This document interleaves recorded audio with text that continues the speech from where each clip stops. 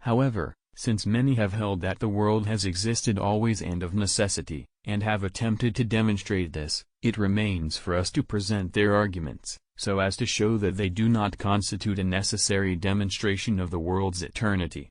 First, we give the arguments taken from God's side of the matter; second, those taken from the point of view of the creature; third, those derived from a consideration of the mode of the production of things, according to which they are held to begin to exist anew. On the part of God the following arguments are used in order to prove the eternity of the world. Every agent which does not always act is moved through itself or by accident, through itself, as in the case of a fire which, not always burning, begins to burn either because it is newly lit or because it is for the first time placed in proximity to the fuel, by accident, as when an agent that moves an animal begins to move it by some new movement made in its regard, either from within, as an animal begins to be moved when it awakes after having digested its food, or from without, as when actions arise anew that lead to the initiation of some new action.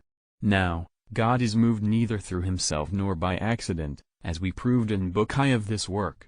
Therefore, God acts always in the same way, and by his action created things take their place in being. Hence, creatures always have been. Again, an effect proceeds from its efficient cause through the latter's action. But God's action is eternal; otherwise, from being an agent potentially he would become an agent actually, and he would have to be actualized by some prior agent, which is impossible. Therefore, the things created by God have existed from eternity. And again, given a sufficient cause, its effect must be granted. For if, given the cause, it were still unnecessary to grant its effect, it would then be possible that the effect should be and not be. The sequence from cause to effect will in that case be only possible. But that which is possible needs something to make it actual. Some cause, therefore, will have to be posited in order to do this. Thus, the first cause was not sufficient.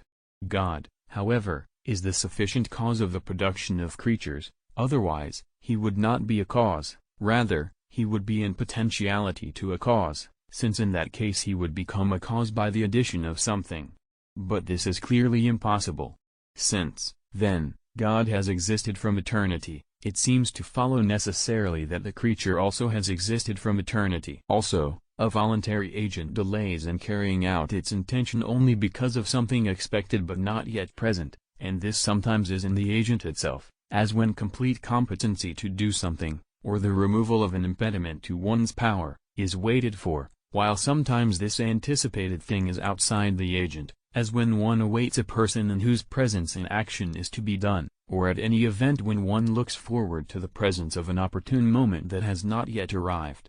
For, if the will be perfectly equipped, the power acts at once, unless there be a defect in it. At the will's command the movement of a limb follows immediately, if no defect exists in the motive power carrying out the movement. And from this we see that when one wills to do something and it is not done at once, this failure must be due either to a defect in the power, of which defect one awaits the removal, or to the fact that the will is not perfectly equipped to do this thing. By the will being perfectly equipped I mean that it wills to do something absolutely, in every respect, whereas the will is imperfectly equipped when one does not will absolutely to do a thing, but on the condition that something exist which is not yet present or that a present obstacle be removed.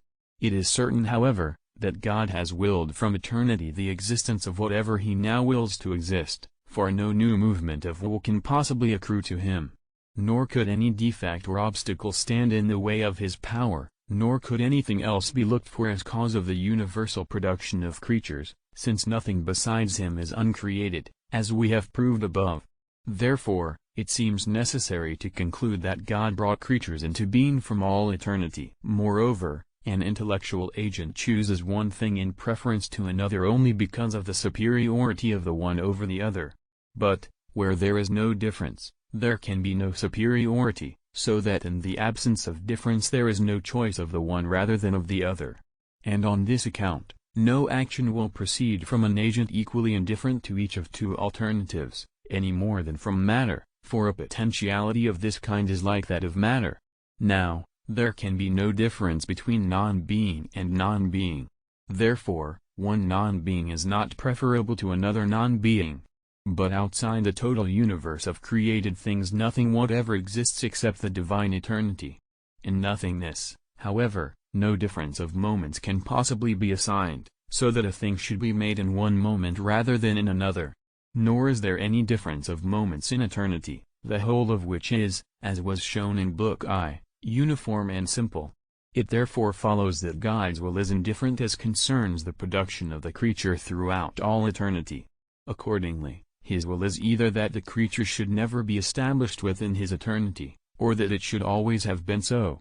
The former clearly is not the case, for it is evident that creatures were originated and established by His will.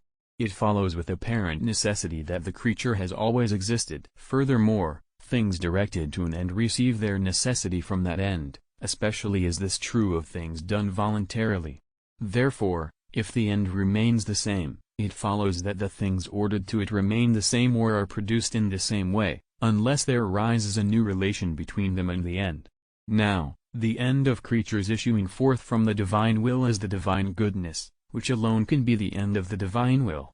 From the fact that the divine goodness, throughout all eternity, is unchangeable in itself and in relation to the divine will, it would seem to follow that creatures are in the same manner brought into being by God's will throughout all eternity.